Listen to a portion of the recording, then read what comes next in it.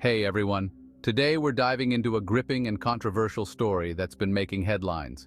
The execution of Marcellus Williams in Missouri. Was an innocent man put to death? Let's break it down. Marcellus Williams, a 55-year-old man, was executed by lethal injection in Missouri despite a plethora of doubts surrounding his guilt.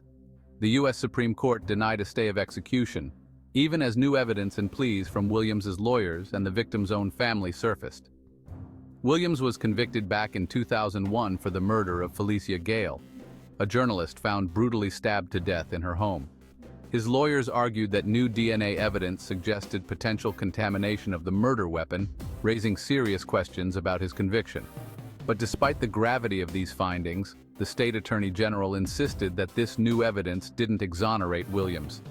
They argued the weapon had been touched by multiple people, including law enforcement, and that other pieces of evidence pointed to Williams's guilt. During a hearing, a prosecutor from Williams's original trial admitted to dismissing a potential juror because they were black, just like Williams. This raised alarming concerns about racial bias in the jury selection process. Was justice truly served, or was this a case tainted by systemic flaws? The St. Louis County prosecutor had actually reached an agreement with Williams, supported by Gale's family, for him to plead guilty under the Alford plea and receive a life sentence.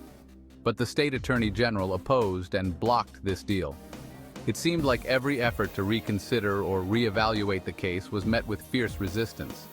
Williams' legal team even filed a clemency petition with the U.S. Supreme Court, highlighting a previous indefinite stay of execution granted by former Missouri Governor Eric Greitens.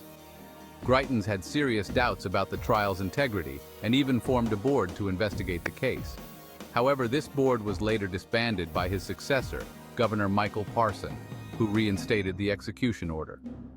In the end, Governor Parson declined to intervene, stating that Williams had exhausted all legal avenues and that he saw no reason to believe in his innocence.